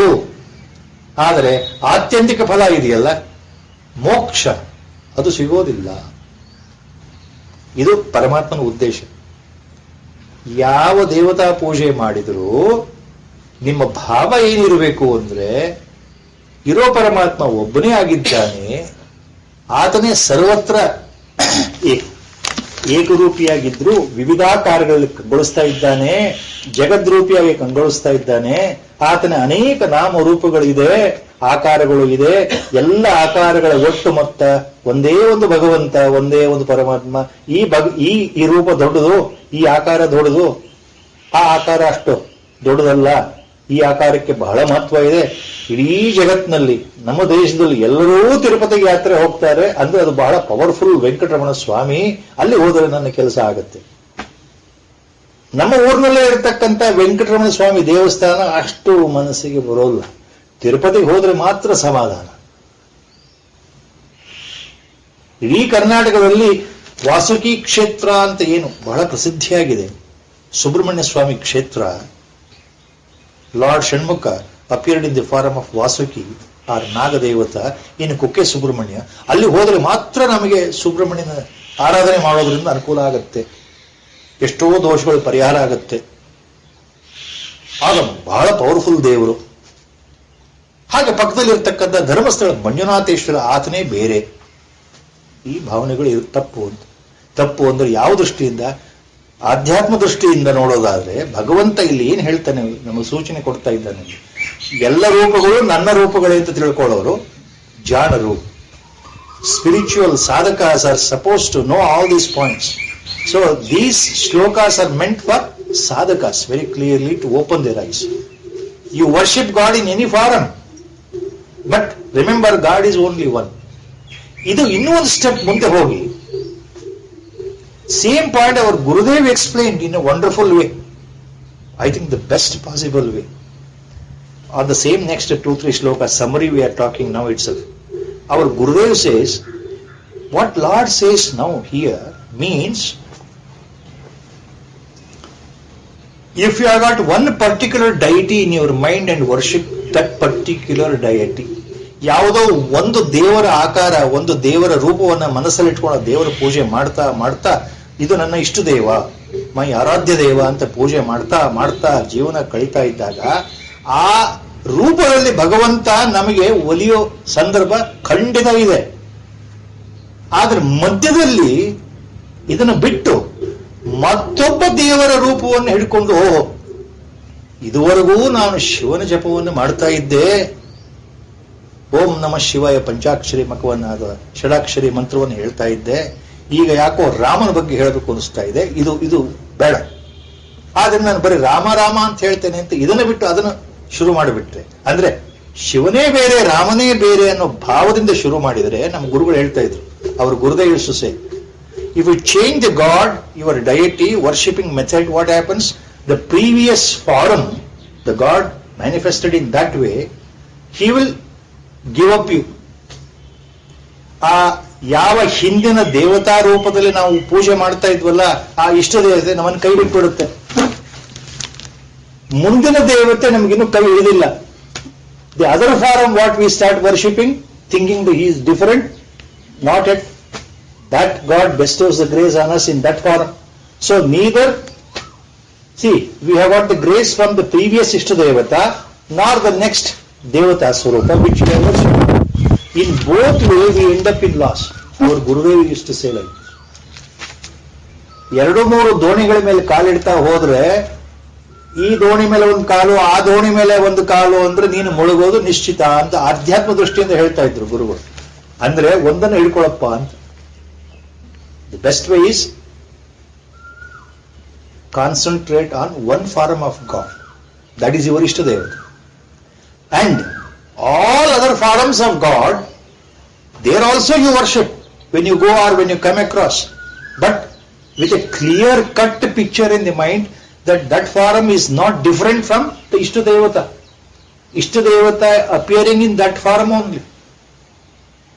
ಯಾವ ನಾವು ಕ್ಷೇತ್ರಕ್ಕೆ ಹೋದರೂ ಸಹ ಪರಮಾತ್ಮ ಬೇರೆ ಅನ್ನೋ ಭಾವದಿಂದ ನಾವು ಹೋಗದೇನೆ ಇರೋ ಸತ್ಸಂಕಲ್ಪದಲ್ಲಿ ಸೃಷ್ಟಿಗೆ, ಸಂಹಾರಕ್ಕೆ, ಸ್ಥಿತಿಗೆ ಕಾರಣ ಆಗಿದ್ದ ಒಂದೇ ಒಂದು ಅದ್ವಿತೀಯವಾದ ಅಖಂಡವಾದ ತತ್ವ ಏನಿದೆಯಲ್ಲ, ಪರತತ್ವ, ಅದು ಒಂದೇ. ಆ ತತ್ವವೇ ಇಲ್ಲಿದೆ, ಆ ತತ್ವವೇ ನನ್ನೊಳಗೂ ಇದೆ ಅನ್ನೋ ಭಾವದಿಂದ ಪೂಜೆ ಮಾಡ್ತಾರಲ್ಲ, ಅದು ಬೇರೆ. ಇದೆಲ್ಲ ಪಾಯಿಂಟ್ಸ್ ಇದ್ರೊಳಗೆ ಬರುತ್ತೆ ಮುಂದೆ ಬರೋ 2-3 ಶ್ಲೋಕದಲ್ಲಿ. ಕಾಮಸ್ತೈಸ್ತೈ ಹೃತಜ್ಞಾನಾ ಪ್ರಪದ್ಯಂತೆನ್ಯದೇವತಾ ಪ್ರಪದ್ಯಂತೆ ಅನ್ಯದೇವತಾ ಪ್ರಪದ್ಯಂತೆ ಅನ್ಯದೇವತಾ ಕಾಮೈ ತೈ ತೈ ಹೃತಜ್ಞಾನಾ ಅನ್ಯದೇವತಾ ಪ್ರಪದ್ಯಂತೆ ತೈ ತೈ ಕಾಮೈ ಹೃತಜ್ಞಾನಾ ಅನ್ಯದೇವತಾ ಪ್ರಪದ್ಯಂತೆ. ಪ್ರಪದ್ಯಂತೆ ಅಂದ್ರೆ ದೇ ವರ್ಷಿಪ್. ಅನ್ಯದೇವತಾ, ಬೇರೆ ಬೇರೆ ದೇವತೆಗಳನ್ನ ಜನ ಪೂಜೆ ಮಾಡ್ತಾರಪ್ಪ ಅರ್ಜುನ.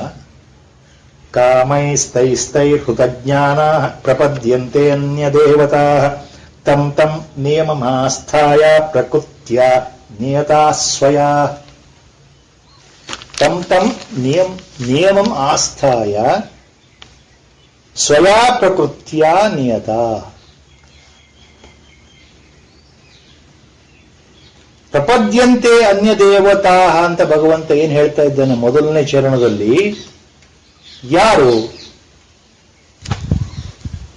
ಹೂ will worship different gods, lord is telling by one word, ಕೃತಜ್ಞಾನ ಪ್ರಪದ್ಯಂತೆ. ಕೃತಜ್ಞಾನ ಅಂತಂದ್ರೆ ವಿವೇಕ ಶೂನ್ಯರು, ಬುದ್ಧಿವಿಹೀನರು ಅಂತ ಅರ್ಥ. Those are lost their mind, those who are dullard. ಯಾವ ಅರ್ಥದಲ್ಲಿ? Spiritually they have lost the point. Spiritual dullards ಅಂತ ಅರ್ಥ ಕೃತಜ್ಞಾನ ಅಂತ. ಇಲ್ಲಿ ಅವರ ವಿವೇಕ ನಾಶವಾಗಿದೆ, ಅವರ ವಿವೇಕ ಪ್ರಜ್ಞೆ ಹೊರಟೋಗಿದೆ ಅಂತವರು ಕೃತಜ್ಞಾನರು ಅಂತ ಭಗವಂತ ಹೇಳ್ತಾ ಇದ್ದಾನೆ. ಯಾರಲ್ಲಿ ನಿಜವಾದ ವಿವೇಕ ಪ್ರಜ್ಞೆ ಇಲ್ಲವೋ, ಯಾವ ವಿವೇಕ ಪ್ರಜ್ಞೆ? ಭಗವಂತ ಒಂದೇ ಅನ್ನೋ ವಿವೇಕ ಪ್ರಜ್ಞೆ ಇಲ್ಲವೋ ಅಂಥವರು ಕೃತಜ್ಞಾನರು. ಕೃತಜ್ಞಾನ ಅನ್ಯ ದೇವತಾ ಪ್ರಪದ್ಯಂತೆ, ಬೇರೆ ಬೇರೆ ದೇವತೆಗಳನ್ನು ಪೂಜೆ ಮಾಡುತ್ತಾರೆ. They worship different gods in different forms. ಯಾಕೆ? The first line only is very clear. Because these are the real ajnanis. Their intellectual power is clouded, reasoning power is clouded, so they are in avidya, they are controlled by maya, they have the eternal the ignorance in their mind. So different gods they worship thinking that they are different. Yake? Why?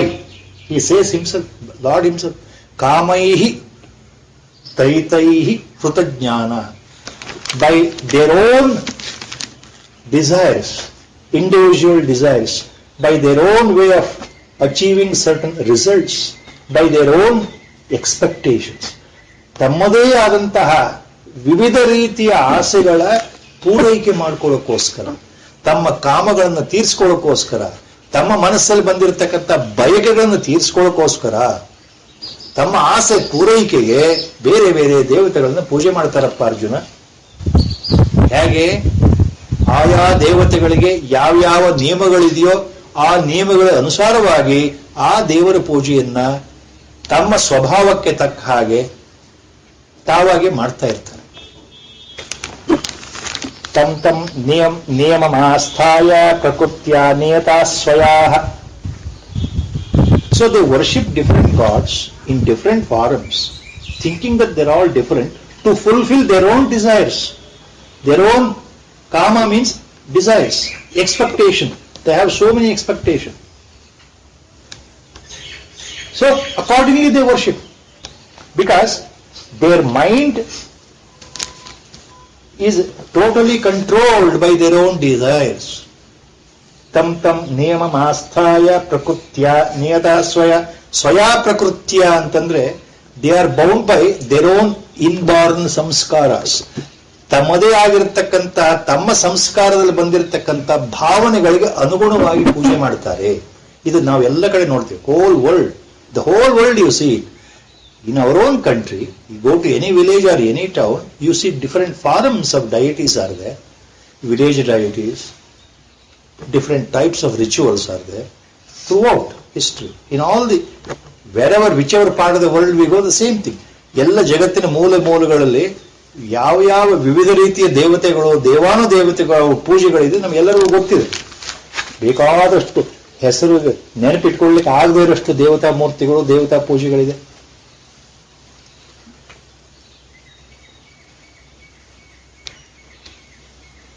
ತಮ್ಮ ಸ್ವಭಾವಕ್ಕೆ ಅನುಗುಣವಾಗಿ ಈ ರೀತಿ ಬೇರೆ ಬೇರೆ ದೇವತೆಗಳ ಪೂಜೆಯನ್ನು ಜನರು ಮಾಡ್ತಾರೆ. ಎಂತಹ ಜನರು? ಕೃತಜ್ಞಾನ. ತಮ್ಮದೇ ಬಯಕೆಗಳಿಂದ ವಿವೇಕವನ್ನು ಕಳ್ಕೊಂಡಿರ್ತಕ್ಕಂಥವರು, ಆಧ್ಯಾತ್ಮ ದೃಷ್ಟಿಯಿಂದ ವಿವೇಕಿಗಳಲ್ಲದೆ ಇರೋರು ಕೃತಜ್ಞಾನರು. ಅಂದ್ರೆ ಭಗವಂತ ಒಬ್ಬನೇ ಅನ್ನೋ ಜ್ಞಾನವೇ ಬಂದಿಲ್ಲ ಅಂತ. ಬೇರೆ ಬೇರೆ, all gods are different. See, dvaita bhava, the duality is being completely, precisely explained by Lord himself. People are in duality mode in the world, in the normal sense. ಭಗವಂತ ಏನು ಹೇಳ್ತಾ ಇದ್ದಾನೆ ಅಂದ್ರೆ, ದ್ವೈತ ಭಾವ ಯಾವ ರೀತಿ ಜಗತ್ತಿನಲ್ಲಿ ಇದೆ ಅಂತ ಹೇಳ್ತಾ ಇದ್ದಾನೆ ಭಗವಂತ. ಎಲ್ಲರೂ ದ್ವೈತದಲ್ಲೇ ಮುಳುಗಿ ಎಲ್ಲವೂ ಬೇರೆ ಅಂತ ತಿಳ್ಕೊಂಡು ಬೇರೆ ಬೇರೆ ದೇವತೆಗಳನ್ನು ಪೂಜೆ ಮಾಡ್ತಾರಪ್ಪ ಅರ್ಜುನ.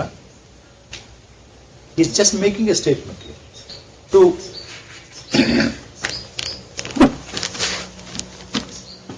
ಆಚಾರ್ಯ Bhagavatpada makes it very clear. ಪ್ರಕೃತ್ಯ ನಿಯತಾ ಸ್ವಯಾ, ಸ್ವಯಾ ಪ್ರಕೃತ್ಯ ನಿಯತಾ ಕೃತಜ್ಞಾನಾ ಅಂತ. ತಮ್ಮ ಸಂಸ್ಕಾರಗಳಿಗೆ ಅನುಗುಣವಾಗಿ ವಿವಿಧ ದೇವತೆಗಳನ್ನು ಪೂಜೆ ಮಾಡ್ತಾರೆ ಅನ್ನೋದಕ್ಕೆ Acharya Bhagavatpada makes a very long commentary here. See, people predominantly who are tamogunis and rajogunis, ಯಾರಲ್ಲಿ ತಮಸ್ಸು ಮತ್ತು ರಜಸ್ಸು ಜಾಸ್ತಿ ಇದೆಯೋ ಅವರ ಸಂಸ್ಕಾರದಿಂದ ಬಂದಿರತಕ್ಕಂಥ, ಹುಟ್ಟಿದ ಆರಂಭ ಬಂದಿರತಕ್ಕಂಥದ್ದು, ಹೋದ ಜನ್ಮಗಳಿಂದ ಬಂದಿರತಕ್ಕಂಥ the vasanas, impressions are in the form of ಗುಣಾಸ್.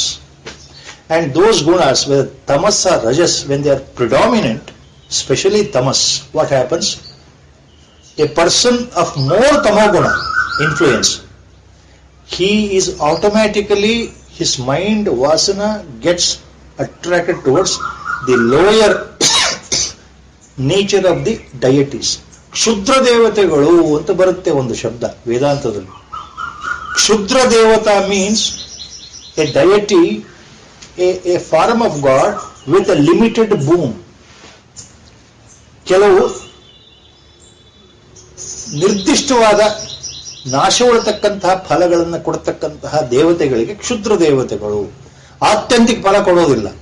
ನಾಶವಾಗೋ ಫಲ ಅಂತಂದ್ರೆ ಅವುಗಳ ಉಪಾಸನೆ ಮಾಡೋದ್ರಿಂದ ನಿಮ್ಮ ಬಯಕೆ ನೆರವೇರುತ್ತೆ, ಆದರೆ ಅದು ತಾತ್ಕಾಲಿಕ, ಕೆಲವು ಕಾಲ ಮಾತ್ರ ಅಂತ ಅರ್ಥ. ನಾಶವುಳ್ಳ ಫಲಗಳು, ಆ ನಾಶವುಳ್ಳ ಫಲಗಳನ್ನು ಕೊಡ್ತಕ್ಕಂತಹ ದೇವತೆಗಳು ಕ್ಷುದ್ರ ದೇವತೆಗಳು ಅಂತ ಹೇಳುತ್ತೆ. ಯಾರು? People who indulge in which craft, who are attracted towards which craft. Acharya says, ಯಾರಿಗೆ ಅಭಿಚಾರಿಕ ಪ್ರಯೋಗದಲ್ಲಿ ಮನಸ್ಸಿದೆಯೋ, ಮಾಟ ಮಂತ್ರಗಳಲ್ಲಿ ಮನಸ್ಸಿದೆಯೋ, ತಾನೇ ಎಳ್ಕೊಂಡು ಹೋಗುತ್ತೆ. ಮಂತ್ರವಾದಿ ಹತ್ರ ಹೋಗ್ತಾರೆ, ತಮ್ಮ ಕೆಲವು ಕಾಮನೆಗಳಿರುತ್ತೆ, ಅದನ್ನು ಪೂರೈಸಿಕೊಳ್ಳೋದಕ್ಕೆ ಅವ್ರು ಏನ್ ಹೇಳ್ತಾರೋ ಅದನ್ನು ಮಾಡಲಿಕ್ಕೆ ಸಿದ್ಧರಾಗಿರ್ತಾರೆ. ಭೂತ ಪ್ರೇತಗಳನ್ನು ನಂಬುವಂತಹದ್ದು, ಭೂತಗಳನ್ನ ಪ್ರೇತಗಳನ್ನ ವಶ ಮಾಡತಕ್ಕ ಕೈನಲ್ಲಿ ಹಿಡ್ಕೊಳ್ಳುವಂತಹದ್ದು, ಇವೆಲ್ಲ ಉಂಟು ವಾಮಾಚಾರದಲ್ಲಿದೆ. In the witchcraft all these things are there. So those people go in that direction because they are predominantly, they have tamoguna and also a part of rajoguna mixed together. Those are predominantly sattva-guna. Now they worship in a virtuous way different gods. ಇನ್ನು ಉಳಿದ ಸಾಮಾನ್ಯ ನಾಗರಿಕರು ಎಲ್ಲರೂ ಬೇರೆ ಬೇರೆ ದೇವರ ರೂಪಗಳನ್ನ ಶ್ರದ್ಧೆಯಿಂದ ಭಕ್ತಿಯಿಂದ ಆರಾಧನೆ ಮಾಡ್ತಾರೆ. ಅದೇ ಮೊದಲೇ ಹೇಳಿದಾಗೆ ವಿಷ್ಣು ರೂಪದಲ್ಲಿ, ಗಣಪತಿ ರೂಪದಲ್ಲಿ, ಆಂಜನೇಯ ಸ್ವಾಮಿ ರೂಪದಲ್ಲಿ, ಸುಬ್ರಹ್ಮಣ್ಯ ಸ್ವಾಮಿ ರೂಪದಲ್ಲಿ, ಅಮ್ಮನವರ ರೂಪದಲ್ಲಿ, ಶಿವನ ರೂಪದಲ್ಲಿ, ಕಾಲಭೈರವನ ರೂಪದಲ್ಲಿ, ಹೀಗೆ ಬೇರೆ ಬೇರೆ ರೀತಿಯಲ್ಲಿ ನಾವು ಪೂಜೆ ಮಾಡ್ತಾರಲ್ಲ, ಸತ್ವಗುಣ ಪ್ರಧಾನರು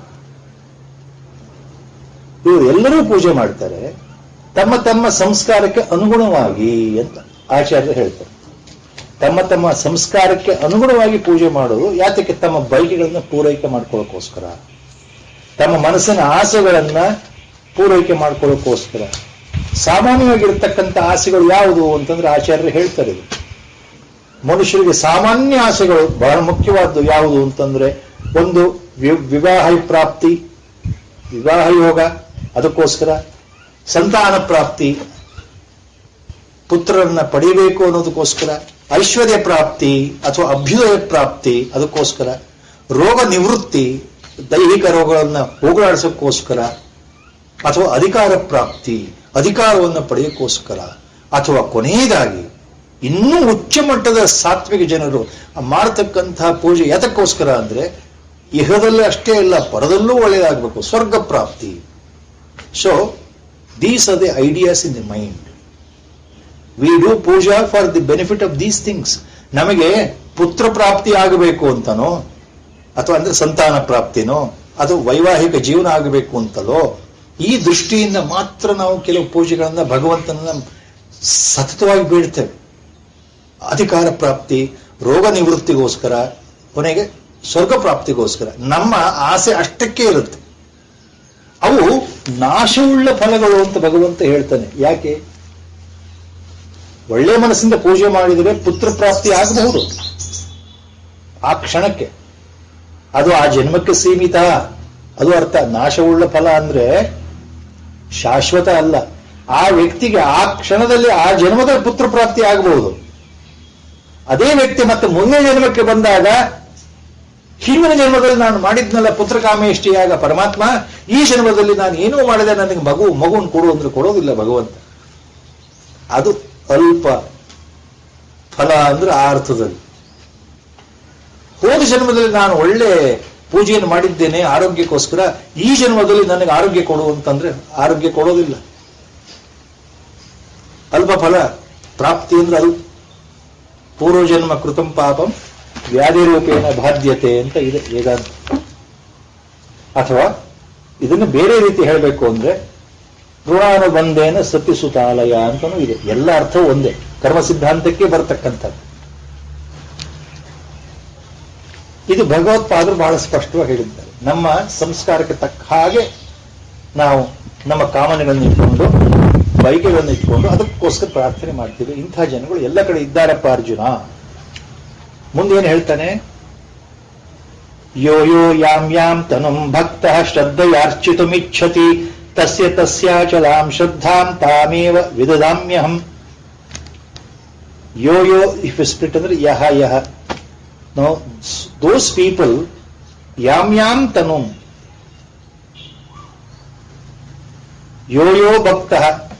Now the different types of disciples, when they worship different types of gods, yam yam tanuhu means different varieties of gods ಅಂತ ಅರ್ಥ.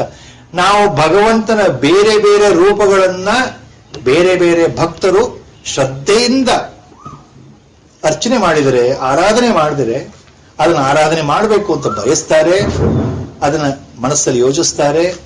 ಅವರವರ ಸಂಸ್ಕಾರಕ್ಕೆ ಅನುಗುಣವಾಗಿ ಯಾವ ಶ್ರದ್ಧೆಯಿಂದ ಯಾವ ದೇವರಲ್ಲಿ ಯಾರಿಗೆ ಮನಸ್ಸಿದೆಯೋ ಅಂತಹವರಿಗೆ ಅದೇ ದೇವರಲ್ಲಿ, ಅದೇ ಮೂರ್ತಿಯಲ್ಲಿ, ಅದೇ ಆಕಾರದಲ್ಲಿ ಶ್ರದ್ಧೆ ಉಳಿಯೋ ಹಾಗೆ ನಾನು ಮಾಡ್ತೇನಪ್ಪ ಅರ್ಜುನ. ಯಾವ ತೊಂದರೆ ಇಲ್ಲದೆ ಅರ್ಥ ಆಗತಕ್ಕಂಥ ಶ್ಲೋಕ ಇದು. Without much difficulty the meaning can be easily understood. ಏನು? ಲಾರ್ಡ್ ಸೇಸ್ ಯೋ ಯೋ ಯಾಂ ಯಾಂ ತನುಂ ಭಕ್ತಃ ಶ್ರದ್ಧೆಯಾರ್ಚಿತುಮಿಚ್ಛತಿ ತಸ್ಯ ತಸ್ಯ ಅಚಲಾಂ ಶ್ರದ್ಧಾಂ ತಾಮೇವ ವಿದದಾಮಿ ಅಹಂ. ಅಹಂ ವಿದದಾಮಿ, ನಾನು ಕೊಡ್ತೇನೆ. I give. That means I will see that it happens. ವಿದದಾಮಿ, ಐ ಇಂಪ್ಲಾಂಟ್ ಅನ್ನೋ ಅರ್ಥ, ಐ ಗಿವ್ ಅನ್ನೋ ಅರ್ಥ. ಅಂದ್ರೆ is because of me only, ನನ್ನ ಸಂಕಲ್ಪದಂತೆ ಅಂತ ಅರ್ಥ ಆಗುತ್ತೆ. I implant the particular faith of the devotee in the particular form of the deity. ಯಾವ ದೇವರ ಆಕಾರವನ್ನ ರೂಪವನ್ನ ಮನಸ್ಸಲ್ಲಿ ಇಟ್ಕೊಂಡು ಆತ ಪೂಜೆ ಮಾಡ್ತಾನೋ ಆ ದೇವರ ಆಕಾರ ಅಥವಾ ರೂಪ ನಾಮಕ್ಕೆ ಆತ ಶ್ರದ್ಧೆಯಿಂದ ಮಾಡಬೇಕು ಅಂತಕ್ಕಂಥ ಅವನ ಬುದ್ಧಿ ಇದೆಯಲ್ಲ, ಆ ಶ್ರದ್ಧೆ, ಅದು ನಾನು ಕೊಡ್ತೇನೆ. So when he decides to worship, that faith, that belief, I only implant in his mind, Arjuna, remember this. A particular devotee may like a particular form of God. ಒಬ್ಬರಿಗೆ ಸರ್ವವು ಕೃಷ್ಣಮಯವಾಗಿ ಕಾಣಬಹುದಲ್ಲ. ಸಂತ ಮೀರಾಬಾಯಿ ಉದಾಹರಣೆ ನಮ್ಮ ಕಣ್ಣೆದುರಿಗೆ ಇದೆ. ಸರ್ವವೂ ಕೃಷ್ಣಮಯವೇ. ಎಲ್ಲಿ ನೋಡಿದ್ರು ಕೃಷ್ಣನೇ ಕಾಣ್ತಾ ಇದ್ದಾನೆ. ಜಗತ್ತೇ ಕೃಷ್ಣಮಯ, ಪರಮಾತ್ಮನೇ ಕೃಷ್ಣಮಯ. ಯಾವ ದೇವರನ್ನು ನೋಡಿದ್ರು, ಏನೇ ನೋಡಿದ್ರು ಅಲ್ಲಿ ಕೃಷ್ಣನೇ ಕಾಣ್ತಾ ಇದ್ದಲ್ಲ ಮೀರಾಬಾಯಿಗೆ.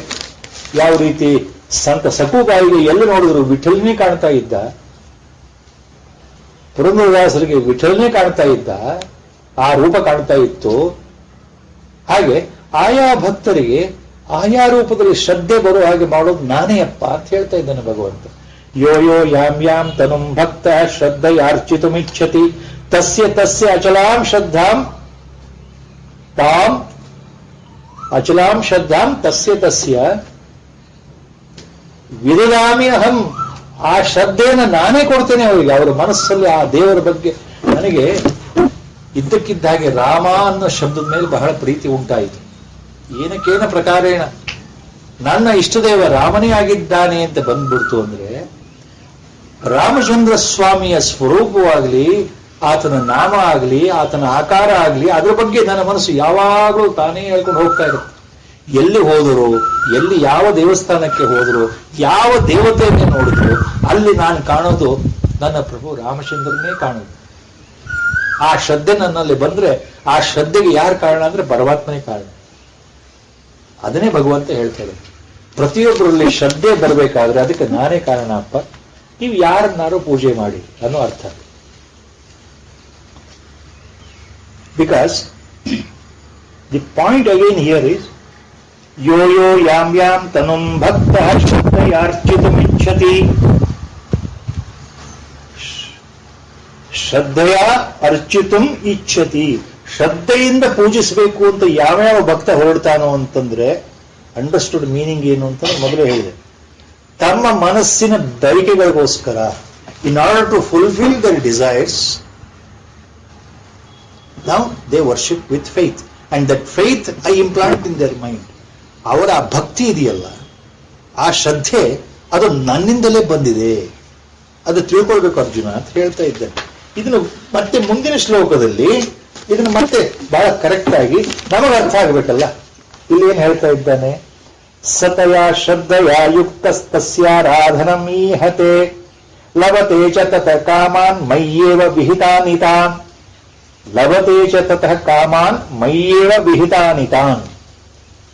ಎರಡನೇ ಚರಣ ಮುಂದಿನ ಈ ಅರ್ಥವೇ. ಸತಯ ಶ್ರದ್ಧೆಯ ಯುಕ್ತಸ್ತ ತಸ್ಯ ಆರಾಧನಂ ಈಹತೆ. ಸತಯ ಶ್ರದ್ಧೆಯ ಯುಕ್ತಸ್ತ ತಸ್ಯಾರಾಧನಂ ಈಹತೆ ಲಭತೆ ಚ ತತಃ ಕಾಮಾನ್ ಮಯ್ಯೇವ ವಿಹಿತಾನಿ ತಾನ್. ಲಭತೆ ಚ ತತಃ ಕಾಮಾನ್ ಮಯ್ಯೇವ ವಿಹಿತಾನಿ ತಾನ್. Second line of the second charana of the shloka, there is one small interesting point. Acharya splits in a different way in his commentary. Please remember, vihitani tan. Vihitani tan. Two words are there. Vihitani appears separate here. Tan separately appears. But if you combine together, vihitani tan, if you combine together and split, Sanskrit, what happens? Vihitani tan, if you combine and then you split, ಆವಾಗ ಏನಾಗುತ್ತೆ? Vihitan plus hitan. Vihitan plus hitan. Acharya Bhagavad-pada makes a beautiful observation here in this shloka. Vihitani tan is different from Vihitan hitan. Please remember this in the mind first. Lord says here in the shloka, Sataya Shraddhaya Yuktastasya Radhanam Ihate. Now, such a devotee, such a bhakta, with a desire in the mind, with a specific desire in the mind, ಯಾವುದೋ ತಮ್ಮ ಇಷ್ಟ, ತನ್ನ ಬಯಕೆ, ಆಸೆಯಿಂದ ಪ್ರವೃತ್ತನಾಗಿ ಒಬ್ಬ ಭಕ್ತ ಶ್ರದ್ಧೆಯಿಂದ ಒಂದು ದೇವತಾ ಪೂಜೆಯನ್ನ, ಆ ಆಕಾರವನ್ನ, ಆ ನಾಮವನ್ನು ಹಿಡ್ಕೊಂಡು ಆ ಆಕಾರದ ಮೇಲೆ ಶ್ರದ್ಧೆ ಇಟ್ಟು ಪೂಜೆ ಮಾಡ್ತಾನಪ್ಪ. ಅಂಡ್ ಅದಕ್ಕೆ ಬೇಕಾದಂತ ಫಲಗಳನ್ನ ಆತ ಪಡೀತಾನೆ. ಶ್ರದ್ಧೆಯಿಂದ ಪೂಜೆ ಮಾಡಿ ಇಷ್ಟವಾದ ಫಲಗಳನ್ನು ಪಡೀತಾನೆ, ಅದು ನನ್ನ ಮೂಲಕವೇ ಪಡೀತಾನೆ.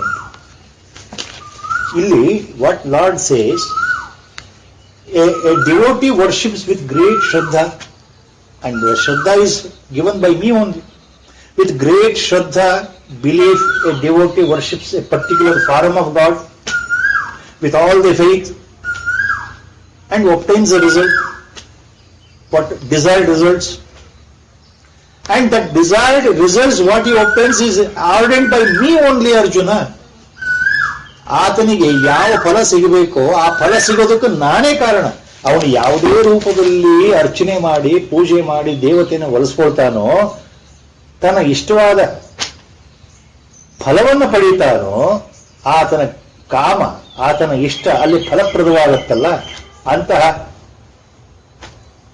ಸಾಧನೆಗೆ, ಅಂತಹ ಆರಾಧನೆಗೆ ಇಷ್ಟಕಾಮ್ಯ ಆರಾಧನಾ, ಇಷ್ಟಕಾಮ್ಯ ಕರ್ಮ ಅಂತ ಹೆಸರು.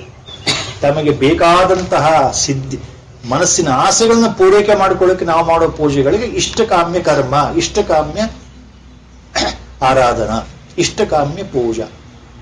ಆತನಿಗೆ ಅದ್ರ ಫಲ ಸಿಗುತ್ತೆ, ಅದಕ್ಕೆ ನಾನೇ ಕಾರಣ ಅಂತ ಹೇಳ್ತಾ ಇದ್ದೇನೆ ಭಗವಂತ. ಸತಯ ಶ್ರದ್ಧೆಯ ಯುಕ್ತಸ್ತಸ್ಯಾರಾಧನಂ ಈಹತೆ ಲಭತೆ ಚತತ ಕಾಮಾನ್ ಮಯ್ಯೇವ ವಿಹಿತಾನಿತಾನ್, ಮಯ್ಯೇವ ವಿಹಿತಾನಿತಾನ್. ಆತನಿಗೆ ಸಿಗತಕ್ಕಂಥ ಫಲಗಳು ನನ್ನಿಂದಲೇ ಸಿಗುತ್ತೆ, ನನ್ನಿಂದಲೇ ನಿರ್ಧಾರವಾಗಿದೆ. ವಿಹಿತಾನಿ, already ordained by me what result he should get by doing that particular way of worship. ಆತ ಯಾವ ಪೂಜೆಯನ್ನ ಮಾಡಿದರೆ ಏನು ಫಲ ಬರಬೇಕು ಅನ್ನೋದು ನಾನೇ ನಿರ್ಧಾರ ಮಾಡಿದ್ದೇನೆ. ಆ ರೀತಿ ಆತನಿಗೆ ಫಲಗಳು ಸಿಗುತ್ತದೆ. ಇದು ನೆನಪಿಟ್ಕೊಳ್ಬೇಕು ಅರ್ಜುನ. ಇಲ್ಲಿ all Mahatmans, including Acharya, later he has given the commentary here. So it means here there is no ekatva, there is no real understanding of Advaita knowledge, there is no Advaitic insight in these things. Such devotees, Lord says, they are at the Dvaita level only, duality level only. They are not perceiving ekatva. They are not imagining that God is only one. They are imagining different gods will give different results. Different gods will give different phalas. So if you worship in different way, different gods, accordingly you get different rewards. So such rewards ultimately will not help in fulfilling the final goal of human birth. ಈ ಫಲಗಳು ನಾಶವುಳ್ಳದ್ದು ಅಂತ ಮುಂದೆ ಹೇಳ್ತಾನೆ ಭಗವಂತ. Such rewards are not eternal and permanent. They are only of a short duration. But they don't help you to achieve the final goal of the life, that is realization. ಈ ಫಲಗಳಿಂದ ಆತನಿಗೆ ಕೆಲವು ಕಾಮನೆಗಳು ಪೂರ್ತಿಯಾಗುತ್ತಪ್ಪ ಅರ್ಜುನ, ಆದರೆ ನಾನು ಸಿಗೋದಿಲ್ಲ ಅನ್ನೋ ಅರ್ಥ. I am not available because he is not looking at me as Paratattva. He is looking the only some different aspects of me only as their ultimate his goal, and he is worshipping those aspects. ಭಗವಂತನಾದ ನನ್ನ ಶರೀರವೇ ಆಗಿರತಕ್ಕಂಥ ಬೇರೆ ವಿಧದ ದೇವತೆಗಳನ್ನ ಅಲ್ಪ ಫಲಕ್ಕೋಸ್ಕರ ಪ್ರಾರ್ಥನೆ ಮಾಡ್ತಾ ಇದ್ದಾನಲ್ಲ. ನಾನು ಬೇಕು ಅಂತ ಮಾಡ್ತಾ ಇಲ್ಲ, ಜ್ಞಾನ ಬೇಕು ಅಂತ ಮಾಡ್ತಾ ಇಲ್ಲ, ತನ್ನ ಮನಸ್ಸಿಗೆ ಆಸೆಗಳು ಪೂರೈಸ್ಕೊಳ್ಳೋಕ್ಕೋಸ್ಕರ ಮಾಡ್ತಾ ಇರ್ತಕ್ಕಂಥ ಪೂಜೆ. ಹಾಗಾಗಿ ಆತನಿಗೆ ನಾನು ಸಿಗೋದಿಲ್ಲ, ಫಲಗಳು ಸಿಗುತ್ತೆ. ಎಂಥ ಫಲಗಳು? ಅನಿತ್ಯ ಫಲಗಳು, ನಾಶವುಳ್ಳ ಫಲಗಳು ಸಿಗುತ್ತೆ ಅವನಿಗೆ. ಯಾವುದು? ಆತನ ಬೈಕ ಪ್ರಾಪ್ತಿ ಏನಿದೆಯೋ ಅದು ಪೂರೈಕೆ ಆಗುತ್ತೆ, ತಾತ್ಕಾಲಿಕವಾಗಿ ಆತನ ಮನಸ್ಸಲ್ಲಿ ಇದ್ದು ನೆರವೇರುತ್ತೆ. ಪುತ್ರ ಪ್ರಾಪ್ತಿ ಆಗಬೇಕು, ಮಕ್ಕಳು ಹುಟ್ಟಿದ್ರು, ಮುಗೀತು, ಅಲ್ಲಿಗೆ ಮುಗೀತು. ನನ್ನ ಆರೋಗ್ಯ ಸರಿ ಇರಬೇಕು, ಅದು ಮುಗೀತು. ನಾನು ಯಾತಕ್ಕೆ ಪೂಜೆ ಮಾಡ್ತಾ ಇದ್ದೇನೆ ಅಂದ್ರೆ ದ್ವೈತ ಭಾವದಲ್ಲೇ ಮಾಡ್ತಾ ಇದ್ದೇನೆ. C, the point here lord is telling is, all majority people who are not spiritually inclined worship God for their own smaller benefits, and all the time they think that they are the body. They are in duality mode. ದ್ವೈತ ಭಾವದಲ್ಲೇ ಮುಳುಗಿ ಅಜ್ಞಾನದಲ್ಲೇ ಮುಳುಗಿಬಿಟ್ಟು ಮಾಯೆಯಿಂದ ಕೃತಜ್ಞಾನರಾಗಿ ವಿವೇಕ ಶೂನ್ಯರಾಗಿ ಏನ್ ಮಾಡ್ತಾ ಇದ್ದಾರೆ ಅರ್ಜುನ? ತಮ್ಮ ಆಸೆಗಳು, ಚಿಕ್ಕ ಪುಟ್ಟ ಆಸೆಗಳ ಪೂರೈಕೆ ಮಾಡೋಕ್ಕೋಸ್ಕರ ನನ್ನದೇ ಆಗಿರ್ತಕ್ಕಂಥ ರೂಪಗಳು ಅನೇಕ ಇದ್ರು ನಾನು ಒಬ್ಬನೇ ಅನ್ನೋ ಭಾವವನ್ನು ಬಿಟ್ಟು ಒಂದೊಂದೇ ರೂಪವನ್ನು ಹಿಡಿದು ಪೂಜೆ ಮಾಡ್ತಾರಪ್ಪ. ಆ ರೀತಿ ಫಲಗಳು ಸಿಗತ್ತೆ ಅವ್ರಿಗೆ. ಆದ್ರೆ ನಾನು ಸಿಗ್ತೀನ? ನಾನು ಸಿಗಲ್ಲ ಅನ್ನೋ ಅರ್ಥ. This is exactly what lord is implying in all these shlokas. ಆದ್ರಿಂದ ಇಲ್ಲಿ ಮೋಕ್ಷದ ಬಗ್ಗೆ ಹೇಳ್ತಾ ಇಲ್ಲ ಭಗವಂತ. ತಾತ್ಕಾಲಿಕವಾಗಿ ನಿಮ್ಮ ಫಲಗಳು ಸಿಗುತ್ತೆ. ನೀವು ಪೂಜೆ ಮಾಡಿದ್ದಕ್ಕೆ ಒಂದು ಫಲ ಸಿಗುತ್ತೆ. Yes you get some reward, no doubt about that. This is what happens in the world of duality. ಪ್ರಪಂಚದಲ್ಲಿ ಆಗ್ತಾ ಇರೋದು ಇದೇನೆ. ಆದರೆ ಯಾರಿಗೆ ಪರತತ್ವದಲ್ಲೇ ಮನಸ್ಸಿದೆಯೋ, ಆಧ್ಯಾತ್ಮ ಹಸಿವು ಜಾಗೃತವಾಗಿದೆಯಲ್ಲ ಗುರುವಿನ ಮೂಲಕ, ಆತನಿಗೆ ಇದು ಲಕ್ಷ್ಯ ಆಗೋದಿಲ್ಲ. ಆತನ ಗುರಿ ಬೇರೆ ಇರುತ್ತೆ. ನನಗೆ ಭಗವಂತ ನೀನೇ ಸಿಗಬೇಕು ಅಂತ ಆತ ಪೂಜೆ ಮಾಡ್ತಾನೆ ಹೊರತು ನನಗೆ ಯಾವುದೋ ಒಂದು ಫಲ ಸಿಗಬೇಕು ಅಂತ ಯಾವತ್ತೂ ಮಾಡೋದಿಲ್ಲ. ಏನೇ ಮಾಡಿದ್ರೆ ಭಗವಂತ ನೀನ್ ನನಗೆ ಸಿಗಬೇಕು. I have to reach you, I should find you, you grace me completely. That will be the mind of a spiritually elevated sadhaka.